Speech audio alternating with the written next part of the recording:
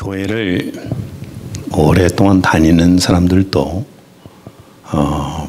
복음에 관해서 확실하게 대답을 못하는 것을 참 많이 보게 됩니다. 그래서 오늘은 복음이 무엇인가에 대해서 말씀을 나누려고 그러는데 여러분 마음 가운데 정립도 하고 믿어지기를 바랍니다. 복음이란 말은 한문으로는 복복자의 소리음자입니다. 또 헬라어로는 유앙겔리온, 영어로는 가스펠, 굿뉴스, 기쁜 소식, 좋은 소식, 복된 소식, 이게 바로 복음이란 말입니다. 배고픈 사람, 배가 고파서 죽어가는 사람들에게 복음은 먹을 것입니다. 병들어서 죽어가는 사람들에게 복음은 병을 고쳐주는 것입니다.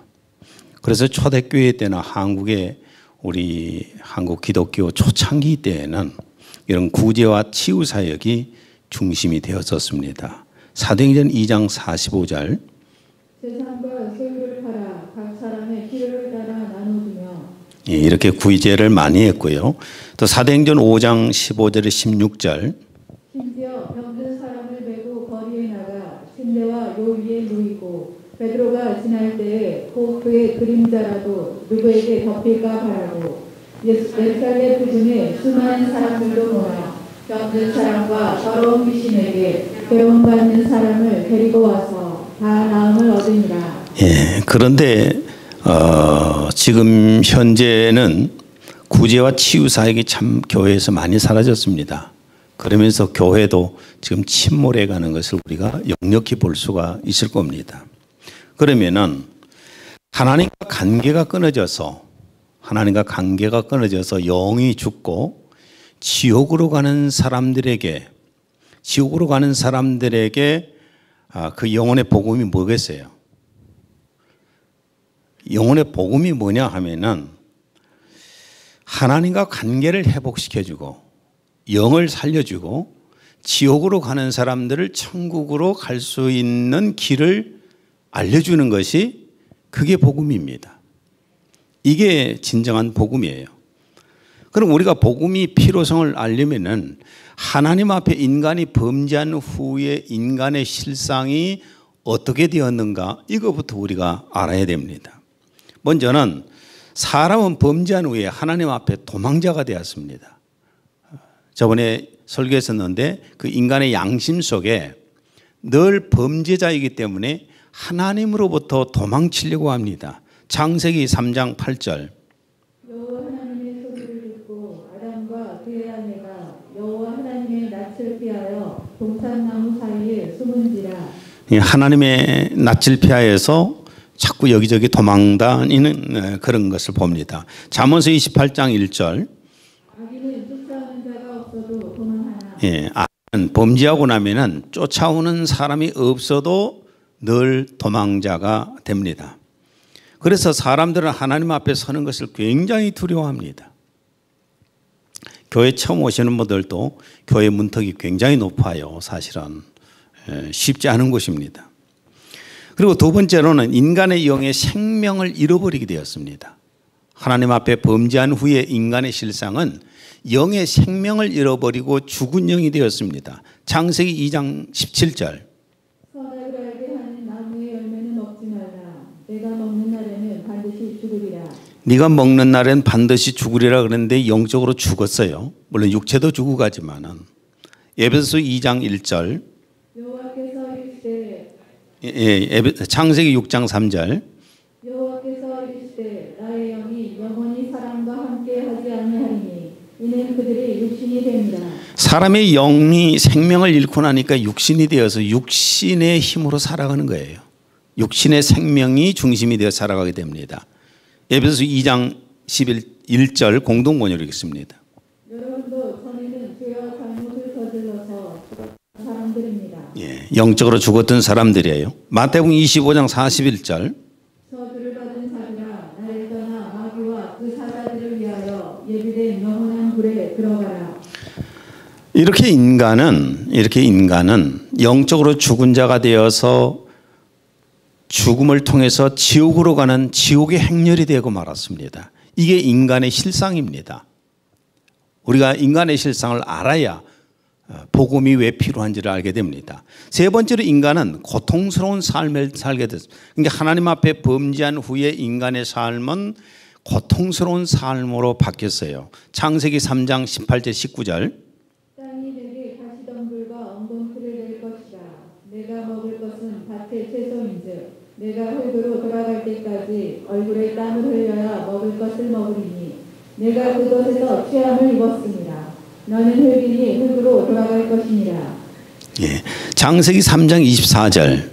하나님이 사람을 쫓아내시고 에덴 동산 동쪽에 그룹들과 두루도는 불칼을 두어 생명나무의 그를 지키게 하십니다.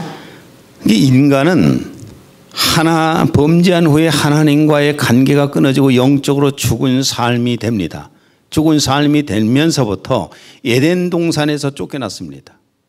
에덴 동산에서 그 행복을 누리며 살 수 있도록 하나님께서 만들어 주셨는데 범죄한 후에 에덴 동산에 쫓겨나고 나니까 스스로 벌어먹고 사는데 땀을 흘리면서 벌어먹고 사는데 이 땅은 엉겅퀴와 가시를 내가지고 사람이 살아가는데 굉장히 고통스럽게 만드는 겁니다. 전도서 2장 23절. 그의 모든 날들이 슬픔이며 그의 수고로운 비탄이요 정녕 그의 마음이 밤에도 쉬지 못하니 이것도 또한 헛되도다. 예, 그의 모든 날들이 슬픔이며 그의 수고로운 비탄이요 정녕 그의 마음이 밤에도 쉬지 못하니 이것도 헛되다. 사실 밤에도 잠이 안 올 정도로 고민을 하고 있지 않습니까? 근심, 걱정, 슬픔, 분노 이런 걸로 차 있습니다. 낮에는 또 일하는데 고생하고. 아무리 노력을 해도 인간은 질병과 이 불행 속에서 벗어나지 못하고 하여튼 한 골목 지나갈 때마다 인생이 이런 것들이 기다리고 있어요. 언제 질병이 내게 올지 언제 불행이 내게 찾아올지 이걸 사실 모르는 게 우리 사람의 모습입니다. 하나님으로부터 범죄하고 하나님으로부터 버려진 후의 인간의 모습이에요. 그래서 하나님께서는 이런 죽음과 저주 속에 있는 사람들에게 구원자를 보내주시겠다고 약속을 하셨습니다. 영적으로 죽어 있고 하나님과 분리되어 있고 질병 속에서 고통 속에서 낙원을 잃어버리고 살아가는 이 삶, 지옥으로 계속해서 달려가고 있는 행렬 속에 살고 있는 이 인간들에게 구원자를 보내주시겠다고 약속을 하셨는데 이게 바로 복음이라고 하는 겁니다. 구약 성경에는 구원자를 보내주겠다고 한 약속이 약 300번 정도가 나옵니다. 그런데 그걸 뭐 다 우리가 찾아볼 수는 없고 한 두 가지 정도 보게 되면은 인간을 유혹해서 범죄를 하게 만들어서 인간을 지옥으로 가게 만든 하나님과 분리시켜버린 이 마귀를 멸망시킬 구원자를 보내주시겠다고 약속을 하십니다. 창세기 3장 15절.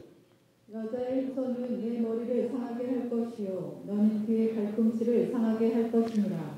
여자 혼자 난 후손이 와서 사탄 너의 머리를 밟을 것이다. 멸망시킬 것이다 그거죠.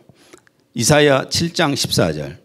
보라 처녀가 잉태하여 아들을 낳을 것이요. 이게 이제 복음입니다.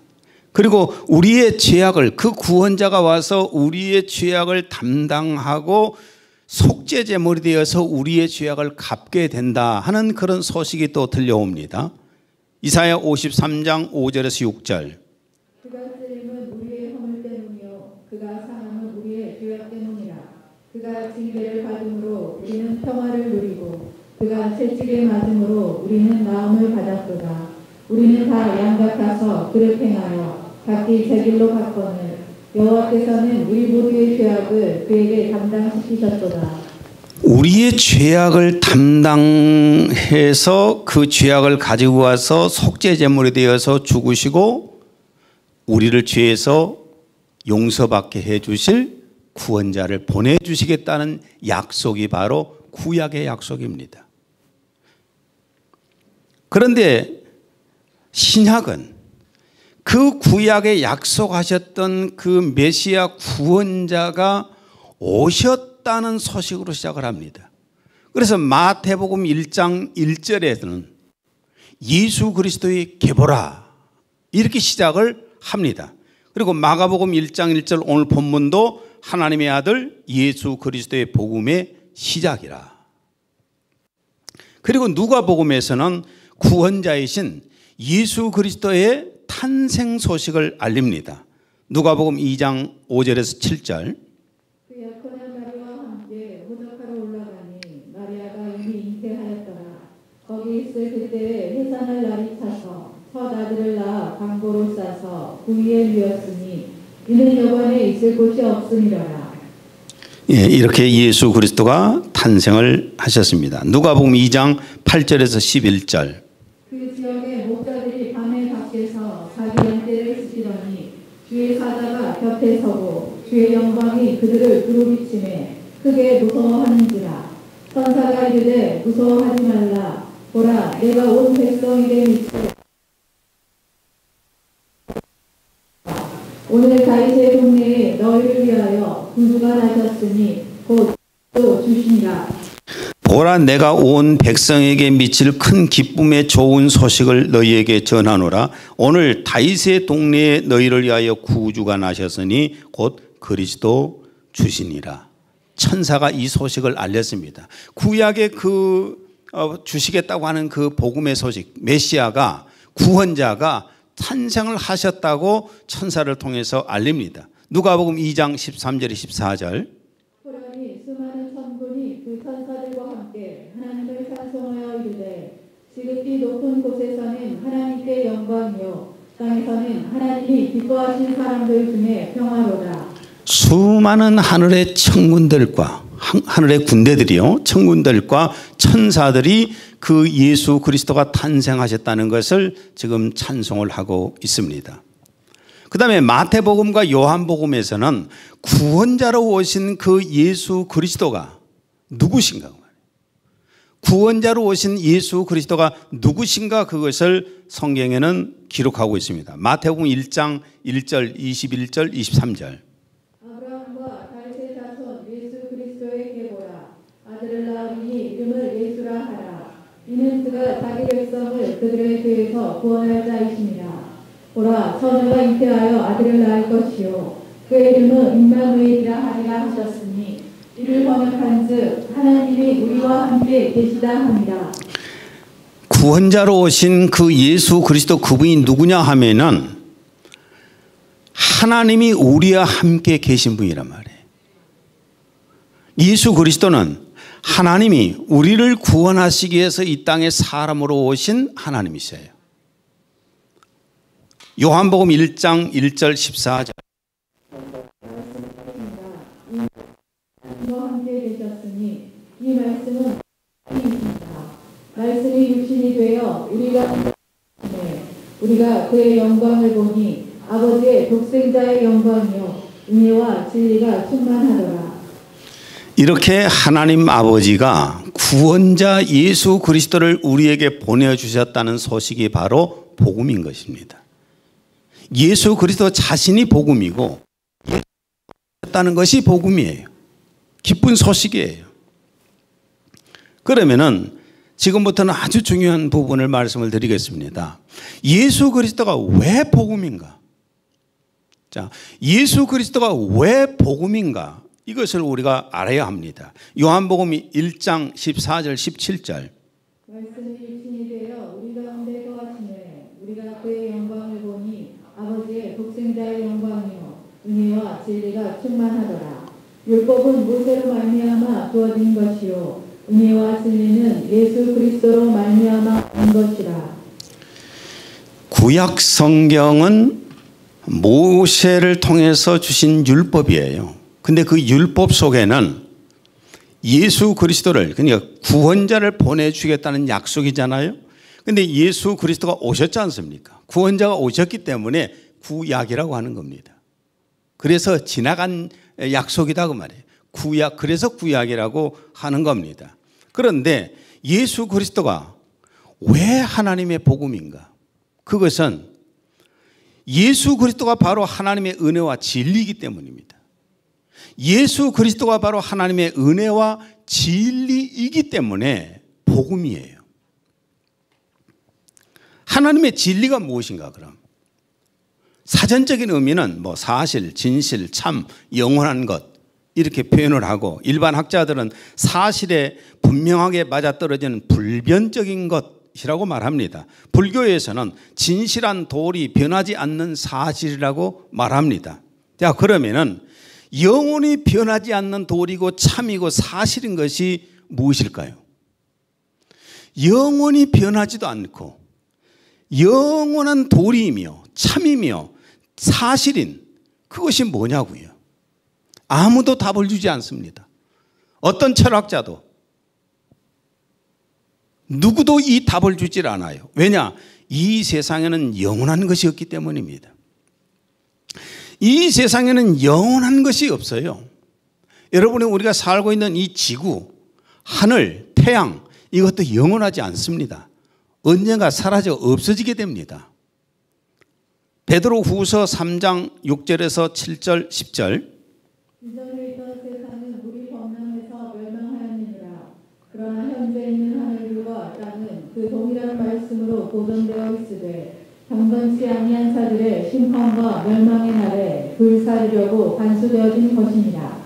그날에는 하늘들이 굉장한 소리를 내며 사라지고 우주의 구성 요소들이 맹렬한 불로 녹아내리며 땅과 그 안에 있는 일들이 다 더일 것이며 지구도 불탈 것이고 하늘도 불탈 것이고 태양도 불탈 것이고 우주의 모든 구성 요소가 다 불타는 날이 온다는 겁니다. 심판의 날. 우리 영원히 이것이 있질 않아요. 그래서 이것이 진리일 수가 없는 것입니다. 계시록 21장 1절에 보면은 지금 이 땅과 하늘이 없어집니다. 새 예루살렘에는 태양이 필요가 없어집니다. 다 없어지는 거예요. 이것이 진리일 수는 없지 않습니까? 그렇다면 영원토록 변하지 않는 도리이며 사실인 것이 무엇이냐? 마태복음 5장 18절. 진실로 너희에게 이르노니 천지가 없어지기 전에는 율법의 1.1획도 결코 없어지지 아니하고 다 이루리라. 오직 하나님의 말씀이 진리인 겁니다. 하나님의 말씀, 그게 바로 진리예요. 요한복음 17장 17절. 그들을 진리로 거룩하게 하옵소서. 아버지의 말씀은 진리니이다. 무엇이 진리예요? 하나님의 말씀만이, 아버지의 말씀만이 진리예요. 이 말씀만이 영원히 존재한다는 거예요. 그 말씀 속에는 참 빛이 들어있고 그 말씀 속에는 참 생명이 들어있습니다. 그렇다면 이 진리이신 하나님의 말씀이 누군가? 하나님의 말씀이 누군가? 요한복음 1장 1절 18절. 태초에 말씀이 계시니라. 이 말씀이 하나님과 함께 계셨으니 이 말씀은 곧 하나님이시니라. 본래 하나님을 본 사람이 없으되 아버지 품속에 있는 독생하신 하나님이 나타내셨느니라. 진리이신 하나님의 말씀이 누구예요? 예수 그리스도예요. 예수 그리스도 태초에 말씀이 계시니라. 이 말씀이 하나님과 함께 계셨으니 이 말씀은 곧 하나님이시라. 그분이 바로 본래 하나님을 본 사람이 없을 때 아버지 품속에 있는 독생하신 하나님이셔요. 그분이 자신을 드러내 주신 겁니다. 그래서 예수 그리스도가 바로 하나님의 진리이신 거예요. 요한복음 14장 6절. 예수께서 이르시되 내가 곧 길이요 진리요 생명이니. 예수님 자신이 진리라고 그랬죠. 요한복음 8장 32절 36절. 진리를 알지니 진리가 너희를 자유롭게 하리라. 아들이 너희를 자유롭게 하면 너희가 참으로 자유로우리라. 하나님의 아들 예수 그리스도가 바로 진리라는 거예요. 에베소 4장 21절. 진리가 예수 안에 있는 것 같이. 예, 자, 진리는 뭐라고 그랬죠? 하나님의 말씀이에요. 아버지의 말씀이에요. 그 아버지의 말씀이 누구예요? 예수 그리스도예요. 사람이 되어 오신 예수 그리스도입니다. 그래서 그분이 입에서 나오는 말씀이 바로 진리인 것입니다. 마태복음 24장 35절. 천지는 없어질지언정 내 말은 없어지지 아니하리라. 그래서 예수님이 천지는 없어질지언정, 이 땅도 없어지고 하늘도 없어지고 우주의 모든 구성한 것이 다 불태워 없어질 때도 있지만은, 그러나 예수 그리스도의 그 입에서 나오는 말씀은 없어지지 않는다는 겁니다. 그래서 하나님의 진리신 예수 그리스도를 믿을 때에 하나님의 빛이고 하나님의 생명이신 성령님께서 오시게 된 겁니다. 에베소 1장 13절. 그 안에서 너희도 진리의 말씀 곧 너희의 구원의 복음을 듣고 그 안에서 또한 믿어 약속의 성령으로 인치심을 받았으니. 우리가 예수 그리스도를 받아들일 때 진리신 예수 그리스도를 내 마음에 모셔드릴 때에 진리신 성령이 오시게 되는 겁니다. 그분이 오실 때 예수 그리스도 안에 있는 참빛과 예수 그리스도의 참 생명을 가지고 내 안에 오게 되시는 거예요. 요한일서 5장 6절. 증언하는 이는 성령이시니 성령은 진리니라. 예, 그래서 성령은 진리입니다. 요한일서 4장 6절. 우리는 하나님께 속하였으니 하나님을 아는 자는 우리의 말을 듣고 하나님께 속하지 아니한 자는 우리의 말을 듣지 아니하나니 진리의 영과 미혹의 영을 이로써 아느니라.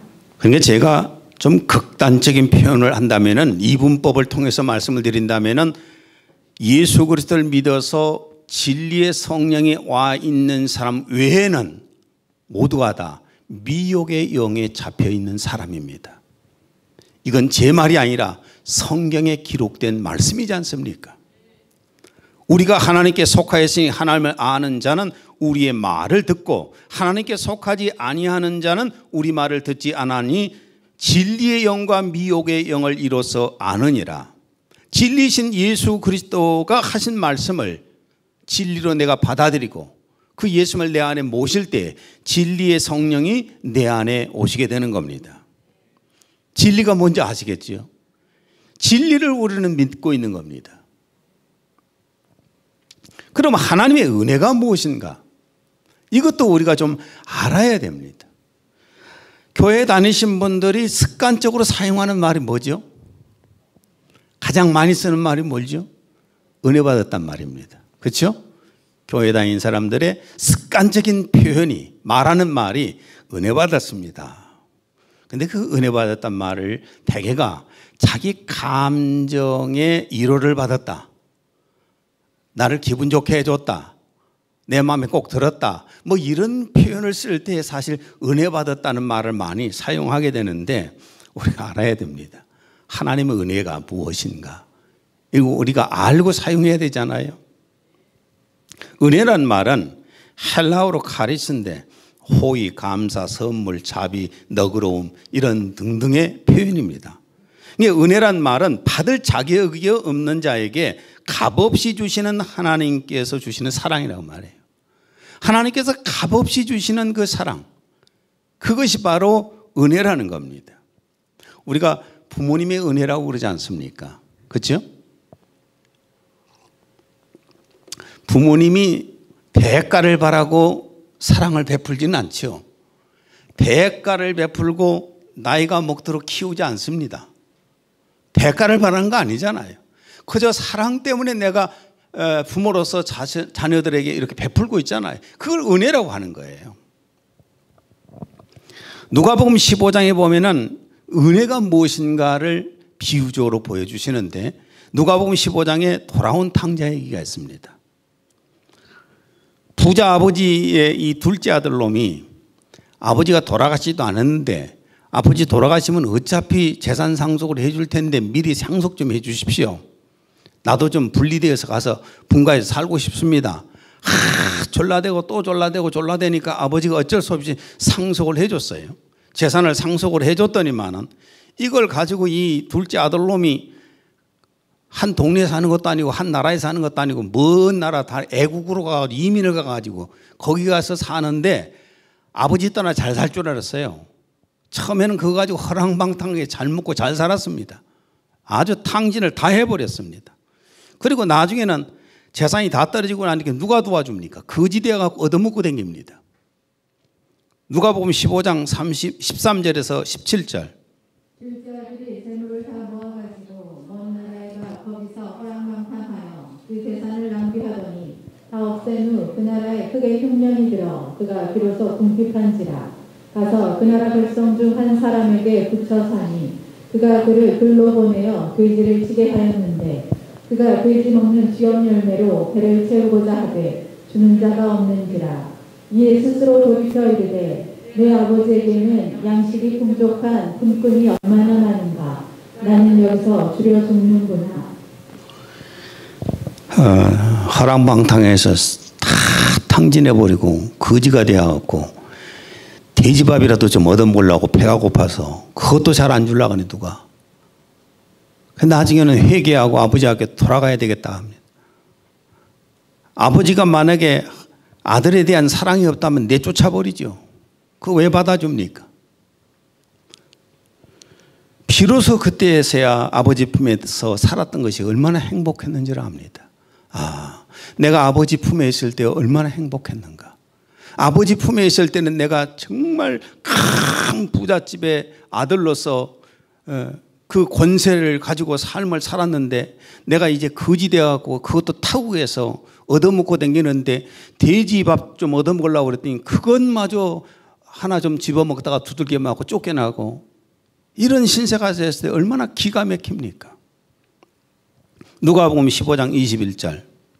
아버지 내가 하늘과 아버지께 죄를 지었사오니 지금부터는 아버지의 아들이라 일걸음을 감당하지 못하겠나이다. 그때 아버지 앞에 돌아와서 아버지 잘못했습니다. 용서를 빕니다. 다 재산 탕진해버리고. 그런데 이 못된 아들을 아버지가 내쫓아버려야 되는데 내쫓는 것이 아니라 그래도 아버지가 받아들이는데 어떻게 대우를 하는가 한번 보십시오. 누가복음 15장 20절에서 24절. 달려가 목을 안고 입을 맞추니 아버지는 종들에게 이르되 제일 좋은 옷을 내어다가 입히고 손에 가락지를 끼우고 발에 신을 신기라. 그리고 살찐 송아지를 끌어다가 잡으라. 우리가 먹고 즐기자. 이내 아들은 죽었다가 다시 살아났으며 내가 잃었다가 다시 얻었노라. 이 못된 아들 이놈을 밖에서 내쫓아버려야 되는데 오도못하게 종을 내보내서 그냥 멀리 쫓아보내야 되는데도 그러지 않고 아버지가 멀리서도 알아보고 다 몰라 거지 되어갖고 돌아오는데 어떻게 남들이 알아봅니까? 근데 그 아들을 멀리서 보면서도 알고 그냥 막 달려가가지고 끌어안고 어쩌면 뽀뽀도 했을 것이고 막 그랬을 거 아닙니까? 입을 맞추고 그리고 데리고 와가지고 그 씻겨서 옷을 입히고 신발을 신겨주고 가락지를 끼워주고 모든 신분을 다 똑같이 회복시켜줬단 말이에요. 그리고 나서 송아지를 잡아서 온 동네 사람 다 불러다가 내 잃었다가 다시 찾은 자식을 위해서 우리 함께 즐겁게 잔치하자 하면서 이 잔치하는 모습을 봅니다. 이게 바로 하나님이 우리에게 베풀어 주신 은혜와 사랑을 비유적으로 보여주신 겁니다. 이게 바로 은혜라고 하는 거예요. 요한복음 8장에도 보면은 가늠하다 현장에서 잡힌 여인 얘기가 나옵니다. 요한복음 8장 3절에서 5절. 서기관들과 바리새인들이 음행 중에 잡힌 여자를 끌고 와서 가운데 세우고 예수께 말하되 선생이여 이 여자가 가늠하다가 현장에서 잡혔나이다. 모세는 율법에 이러한 여자를 돌로 치라 명하였거니와 선생은 어떻게 말하겠나이까. 모세 율법대로 하면은 가늠하다 현장에서 붙잡힌 사람은 돌로 쳐 죽여야 됩니다. 근데 꼭 이 여자만 데려온 것도 문제가 있죠. 남자가 같이 끌고 와서 그랬어야 되는데. 자, 그런데 이 여인은 지금 돌 맞아 죽어도 쌉니다. 법대로 하면은 돌 맞아 죽어도 싸지 않습니까? 그게 현실이에요. 그런데 예수님께서 이 불쌍한 여인을 구원하여 주십니다. 요한복음 8장 6절에서 9절. 예수께서 몸을 굽히사 손가락으로 땅에 쓰시니 그들이 묻기를 맞이 아니하는지라. 이에 일어나 이르시되 너희 중에 죄 없는 자가 먼저 돌로 치라 하시고 다시 몸을 굽혀 손가락으로 땅에 쓰시니 그들이 이 말씀을 듣고 양심의 가책을 느껴 어른으로 시작하여 젊은이까지 하나씩 하나씩 나가고 오직 예수와 그 가운데 섰는 여자만 남았더라. 지금 여인을 돌로 쳐 죽여야 된다고 하고 강력히 주장하는 이 사람들 앞에서 예수님께서 양심의 가책을 받는 것들을 기록을 하시잖아요. 저들이 한 범죄 행위를 아마 기록을 했을 겁니다. 간밤에 한 짓도 기록을 했을 겁니다. 남의 것 뜯어먹은 짓거리 한 것도 기록을 했을 것입니다. 이런 것들을 많이 이렇게 기록을 하시니까 양심에 가책받아서 다 도망가 버리잖아요. 그리고 주님이 하시는 말씀이 내가 나도 를 정지하지 아니하노니 다시는 죄를 범치 말아라 하면서 이 사람의 죄를 용서해 줍니다. 이게 바로 하나님의 은혜예요. 이게 바로 우리를 향한 하나님의 은혜라는 겁니다. 그런데 이 은혜가 누구를 통해서 나타났는가? 이 하나님의 은혜가 예수님을 통해서 나타난 겁니다. 예수님은 자신이 희생을 하면서 하나님의 은혜와 사랑을 우리에게 나타내 주셨어요. 요한복음 3장 16절. 하나님이 세상을 이처럼 사랑하사 독생자를 주셨으니 이는 그를 믿는 자마다 멸망하지 않고 영생을 얻게 하려 하심이라. 하나님께서 아들 독생자를 보내신 것은 너는 가서 십자가에 가서 대속의 제물이 되어서 내 자녀들을 위해서 죽어라. 그래서 오신 분이잖아요. 그래서 그 예수 그리스도를 통해서 죄사함 받고 영생을 얻게 하시려고 예수 그리스도가 오셨습니다. 그래서 예수님은 하나님의 은혜와 사랑을 자신의 삶 속에서 드러내기 시작하셨어요. 요한복음 6장 38절에서 40절. 내가 하늘에서 내려온 것은 내 뜻을 행하려 함이 아니요 나를 보내신 이의 뜻을 행하려 함이니라. 나를 보내신 이의 뜻은 내게 주신 자 중에 내가 하나도 잃어버리지 아니하고 마지막 날에 다시 살리는 이것이니라. 내 아버지의 뜻은 아들을 보고 믿는 자마다 영생을 얻는 이것이니 마지막 날에 내가 이를 다시 살리리라. 예수님이 오셔서 산 것은 뭘 위해서 하셨다고요? 아버지의 뜻을 행하기 위해서 사셨다는 거예요. 근데 그 아버지의 뜻이 뭐냐? 예수 그리스도를 믿고 영생을 얻으라는 겁니다. 그럼 예수 그리스도의 무엇을 보고 영생을 얻을 것인가? 그분의 속죄 사역을 받아들이고 말이에요. 그 다음에 누가복음 22장에 보면 예수님의 그 겟세마네 동산에서 기도하신 내용 속에서 보면은 얼마나 이분이 고통 속에서 하나님의 은혜와 사랑을 우리에게 보여주셨는가 하는 것을 알게 됩니다. 누가복음 22장 41절에서 44절. 그들을 떠나 돌 던질 만큼 가서 무릎을 꿇고 기도하여 이르시되 아버지여 만일 아버지의 뜻이거든 이 잔을 내게서 옮기시옵소서. 그러나 내 원대로 마시옵고 아버지의 원대로 되기를 원하나이다. 예수께서 힘쓰고 애써 더욱 간절히 기도하시니 땀이 땅에 떨어지는 핏방울같이 되더라. 사람이 육체를 가지고 있는데 육체적 고통을 받게 되면은 하기 싫겠지요. 육체의 고통을 받고 싶은 사람이 어디 있습니까? 너무 고통스럽잖아요. 근데 지금 예수님은 아버지의 뜻을 이루러 오셨잖아요. 아버지의 은혜와 사랑을 보여주시러 오셨잖아요. 그런데 육체적으로는 십자가의 고통을 받기가 싫어요. 그러나 아버지의 뜻을 이루기 위해서는 십자가에서의 그 죽음을 거부할 수가 없는 겁니다. 너무 하기 싫은 것을 해야 되니까. 하나님 앞에 통곡을 하면서 기도하시는데 예수께서 힘쓰고 애써 더욱 간절히 기도하시니 땀이 땅에 떨어지는 핏방울같이 되더라. 이마에서 땀방울이 핏방울처럼 떨어지더라는 거예요. 그만큼 이 고통스러운 시간이었어요. 지기 싫은 십자가의 고통을 지금 순종해야 될 상황이었잖아요. 아버지의 뜻대로 하기 위해서. 그래서 그 예수님은 십자가로 나가셔서 그 속죄 제물이 되셨던 겁니다. 엄청난 고통 속에서 그 일을 할 수밖에 없었습니다. 로마서 5장 8절 현대어로 읽습니다. 죄인인 우리를 위해 하나님께서는 그리스도를 보내셨고 그리스도께서는 우리 대신 죽어 하나님의 그 깊은 사랑을 우리에게 보이셨습니다. 그리스도께서 우리 대신 죽어 하나님의 그 깊은 사랑을 우리에게 보이셨습니다. 하나님께서 예수님께서 십자가에서 그렇게 고통스럽게 하나님의 뜻을 이루어주지 않았으면 우리가 어떻게 하나님의 사랑을 마음 가운데 깊이 느끼겠습니까? 요한 1서 4장 9절에서 10절 현대어로 여기도 있습니다. 하나님께서는 당신의 외아들을 이 악한 세상에 보내주셨습니다. 그리고 그 아들의 죽음을 통해서 우리에게 영원한 생명을 가져다 줌으로써 얼마나 우리를 사랑하고 있는가를 보여주셨습니다. 이러한 하나님에게서 우리는 참 사랑이 무엇인지를 알게 되었습니다. 참 사랑은 하나님을 향한 우리의 사랑이 아니라 우리를 향한 하나님의 사랑입니다. 이 사랑은 우리 죄 때문에 진노하신 하나님께서 우리를 벌하시는 대신 사랑하는 외아들을 희생제물로 내주신 데서 나타났습니다. 이것이야말로 사랑의 극치입니다. 이것이야말로 사랑의 극치입니다. 더 큰 사랑은 없다는 겁니다. 그렇죠?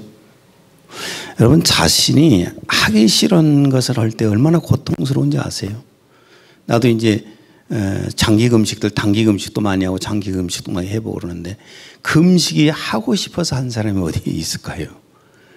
나는 금식을 시작하면요, 첫 끼부터 배가 고파. 금식 시작도 하기 전에 내가 오늘 아침부터 금식을 해야지 그러면 새벽녘부터 배가 고프기 시작해요.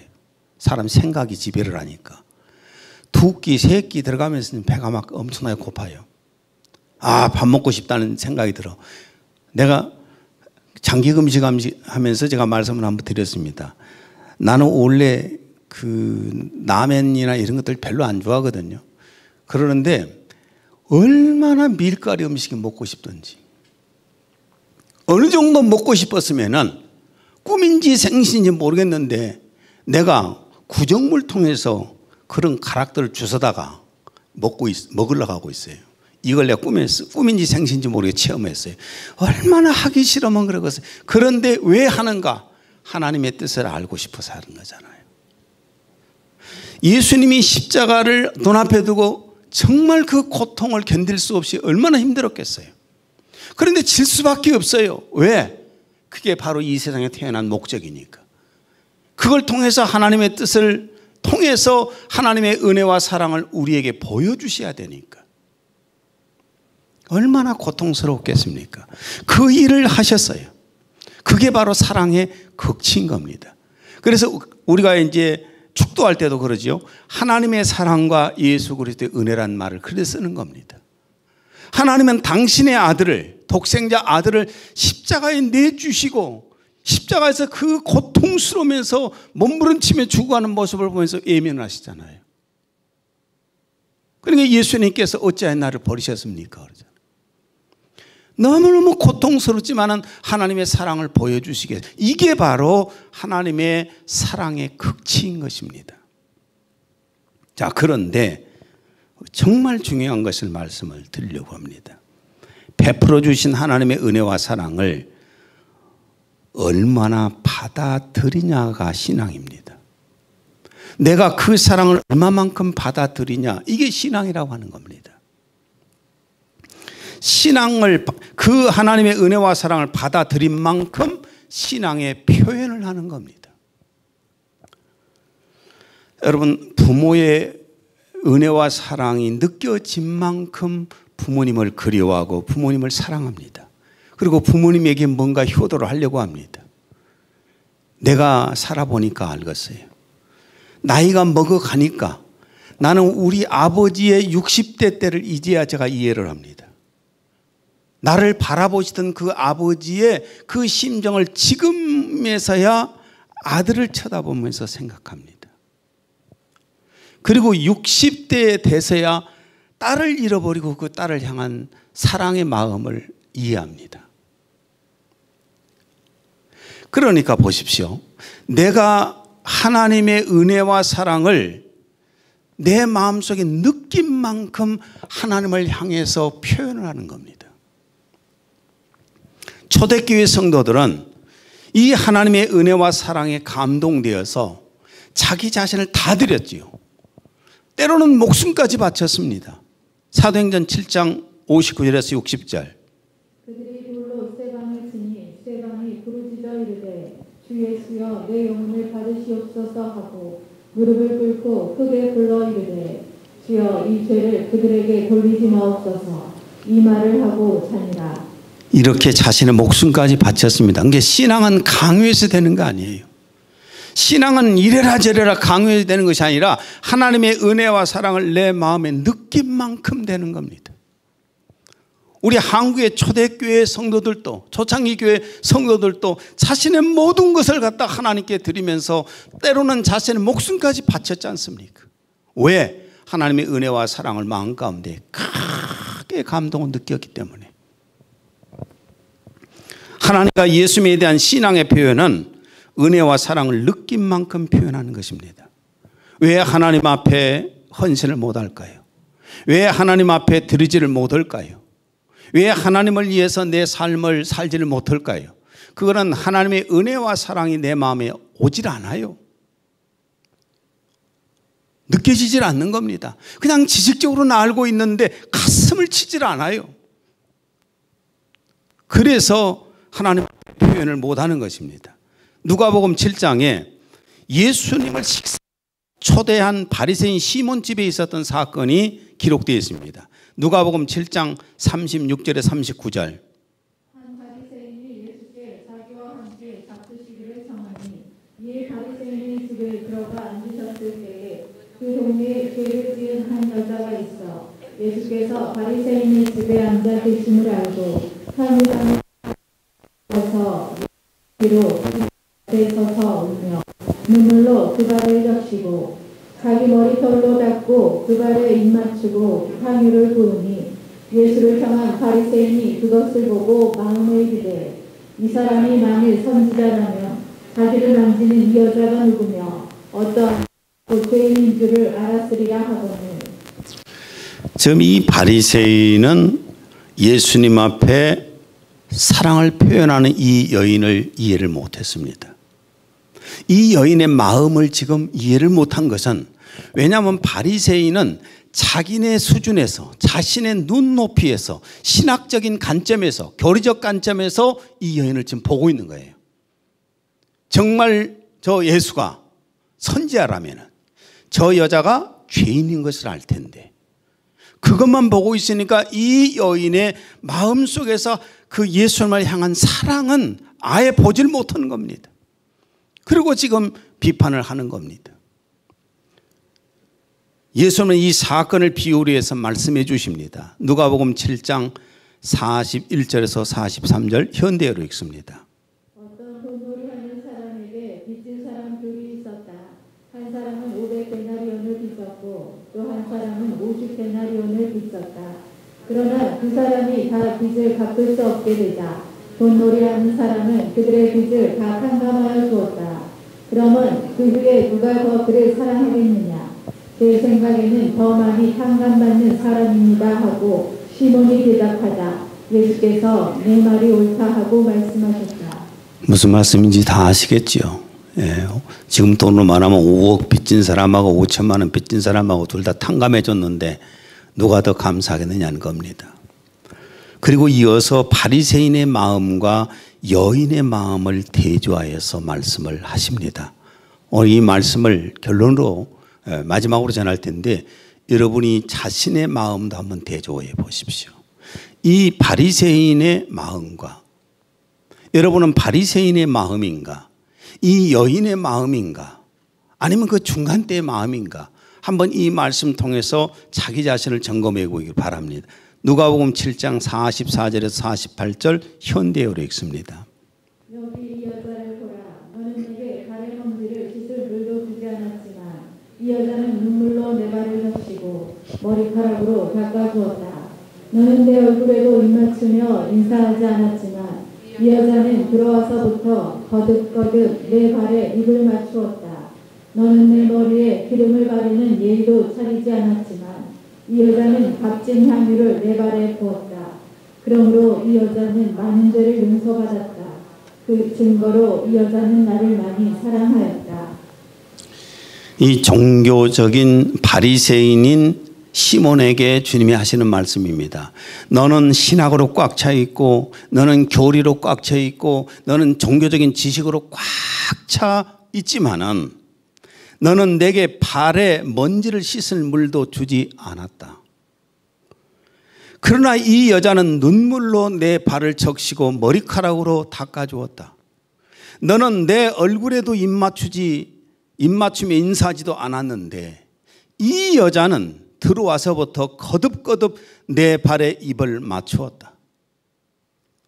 너는 내 머리에 기름을 바르는 예의도 차리지 않았지만은 이 여자는 값진 향유를 내 발에 부었다.